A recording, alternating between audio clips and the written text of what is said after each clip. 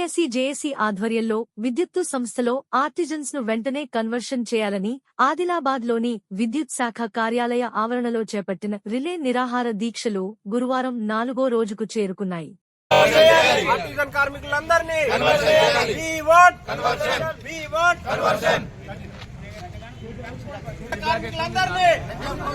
Artisan కార్మికులందరినీ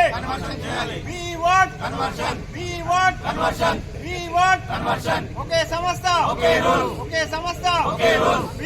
ఉద్యమాన్ని చేయకుండా ఉద్యమాన్ని ఆపరి మిమ్మల్ని పర్మనెంట్ చేస్తా. వాళ్ళ బాధలు సాధలు నాకు తెలుసు. రోజుకొకరు విద్యుత్తుల యాక్సిడెంట్లతో చనిపోతున్నారు. వాళ్ళ పరిస్థితులు బాగాలేవు. నేను పర్మనెంట్ చేస్తాను కేసీఆర్ 2016లో చెప్పి మమ్మల్ని ఒక కమిటీ వేసి కమిటీ రిపోర్ట్ వచ్చినాక పర్మనెంట్ చేస్తా అని చెప్పి 22/7/2017 రోజు రిపోర్ట్ వచ్చింది. 28/7/2017 రోజు మా టీటాప్ కార్మిక సంఘాలు విద్యుత్ సంస్థలు ఉన్న అందరితోటి ఒప్పందం చేసుకున్నారు. 12(3) agreement, industrial dispute act 1947 12(3) agreement ప్రకారం మమ్మల్ని 28/7/2017 రోజు అగ్రిమెంట్ చేసుకొని 29/7/2017 రోజు మమ్మల్ని విలీనం చేస్తున్నట్టు ఆర్డర్ ఇచ్చిర్రు. ఆ తర్వాత కొంతమంది నిరుద్యోగులు కోర్టులో కేసు వేయడం వల్ల ఆ కేసు అక్కడికక్కడే ఆగిపోయింది. మమ్మల్ని అప్పుడు రెగ్యులర్ డైరెక్ట్ పేమెంట్ ఇచ్చారు. ఆ కేసు జడ్జిమెంట్ వచ్చినాక పర్మనెంట్ చేస్తా అన్నారు. ఆ తర్వాత 18/9/2018 రోజు మా కార్మిక సంఘాల ద్వారా మేము కొంత డబ్బు వెచ్చించి ఆ కేసును గెలవడం జరిగింది.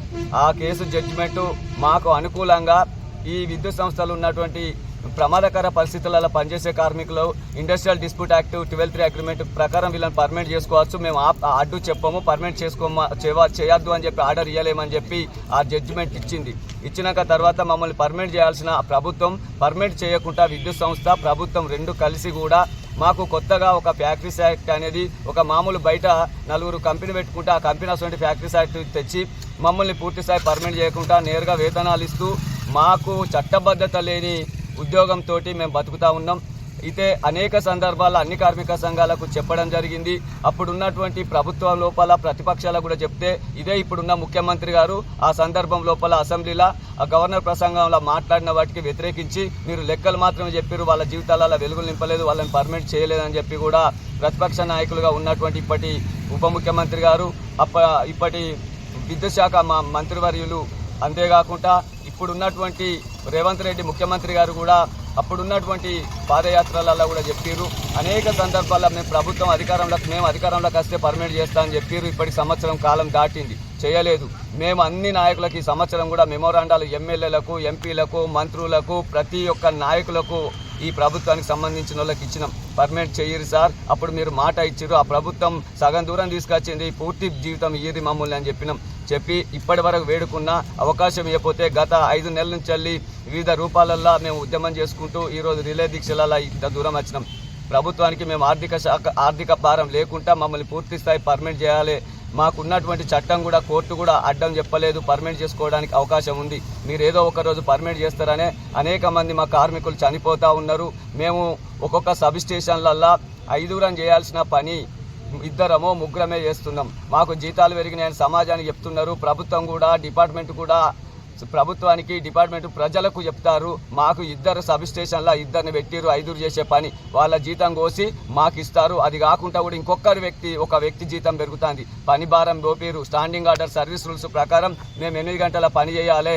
4 ఆపరేటర్లు, వీక్లీ ఆఫ్ ఉండాలి, పండుగ అలవెన్సులు ఉండాలి, ఓటీ ఉండాలి. కానీ అవన్నిటిని కూడా అధిగమించి మేము ఎందుకు పని చేస్తున్నాం? సాగుతోటి చెలగాటం ఆడుతున్నాం. మేము చనిపోతే కూడా మా శవాలను మా పిల్లలే గుర్తుపడతలేరు. మా శవాల వాసనకు 4 మొయ్యలేని దయనీయ స్థితిలో ఉన్నాం. ఏదో రోజు పర్మనెంట్ చేస్తానని ప్రభుత్వం అనుకున్నాం. మమ్మల్ని చూసి మానవతా దృక్పథంతో ప్రభుత్వం మాటిచ్చింది పాదయాత్రలలో. కాబట్టి మా ప్రభుత్వం కాబట్టి పర్మనెంట్ చేయాలని చెప్పేసి మేము శాంతియుతంగా మీ దృష్టికి తీసుకురావడం కోసం నిరసన కార్యక్రమాలు చేస్తున్నాం. మేము విధులకు ఆటంకం కలిగిస్తలేము. సంస్థకు నష్టం చేయకుండానే మా ఉద్యమాన్ని మీ దృష్టికి తీసుకురావడానికి ఈ కార్యాచరణ తీసుకొని ముందుకు సాగుతున్నాం. కాబట్టి ఇప్పటికైనా మమ్మల్ని పూర్తిస్థాయి పర్మనెంట్ చేయాలని ప్రభుత్వాన్ని వేడుకుంటున్నాం. మీరు గిట్ట మమ్మల్ని పిలిచి మాట్లాడి మా సమస్యను త్వరితగతిన పరిష్కరించబోతే సమ్మె దిశగా కూడా పోతుంది.